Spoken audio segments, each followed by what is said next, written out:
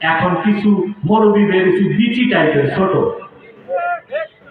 এরা এই আলেমের দোষ ধরে, অথচ তাদের মতো হাজার আলেমকে তিনি বছরের পর বছর পড়াশোনা করাচ্ছেন। হাদিস মওযু বলার শর্ত জানো?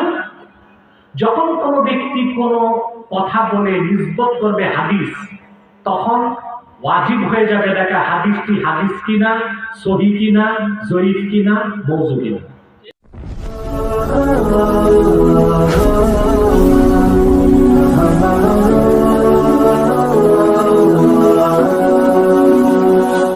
শেখ আব্দুল হক মুহাদ্দিস দেহলভী রাহমাতুল্লাহ মাদারিজুন নুবুওয়াত কিতাবে লিখেছেন, বেহেশতের প্রতিটি বৃক্ষের প্রতিটি পাতায় আল্লাহর নাম, সাথে রাসূলুল্লাহ। সুবহানাল্লাহ। বেটা মওযু খুঁজবা, আব্দুল হক মুহাদ্দিস দেহলভী কে? মারকাজুল আসানিদ, ওনাকে বাদ দিলে সকল মৌলবীর হাদিসের সনদ দিবা। ঠিক কি না? সুবহানাল্লাহ।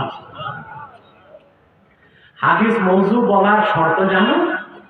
যখন কোনো ব্যক্তি কোনো কথা বলে নিসবত করবে হাদিস, তখন ওয়াজিব হয়ে যাবে দেখা হাদিসটি হাদিস কিনা, সহিহ কিনা, জয়ীফ কিনা, মওযু কিনা।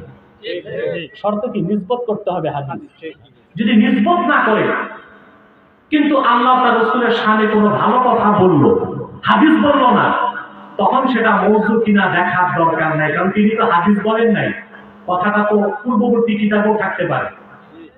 যেমন শেখ আব্দুর রহমান জামি একটা কিতাব লিখেছেন শাওয়াহিদুন নুবুওয়াত।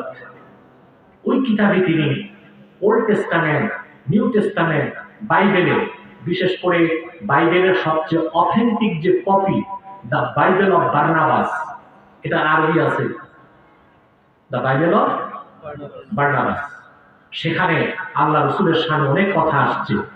ওই কথাগুলো এখন যদি কেউ বলে, এদিকে হাদিসে খোঁজার সুযোগ আছে? আর কথাগুলো যদি আল্লাহ তার রাসূলের পক্ষে হয় তো বলা যাবে কিনা?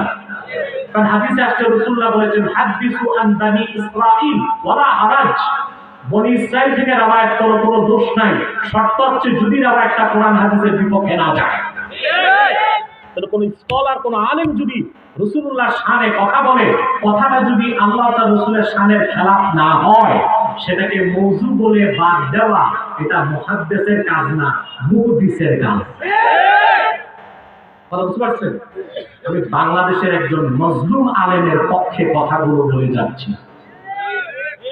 মজলুম আলেম আমাদের মতো বড় না, বয়স হয়ে গেছে, এখন কিছু মৌলবী বেরিয়েছে বিচি টাইপের ছোট,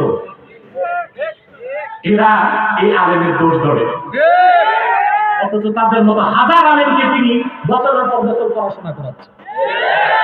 ঠিক কিনা? আমি সব সময় জালেমের বিপক্ষে থাকি, মজলুমের পক্ষে নেই। অথচ সেই প্রবীণ আলেমের সাথে আমার সাক্ষাৎ নাই, দেখা গেছে স্টেজে আগে পড়ে। কথা বুঝতেছেন? প্রিয় ভাই বন্ধুগণ, কষ্ট হচ্ছে না তো?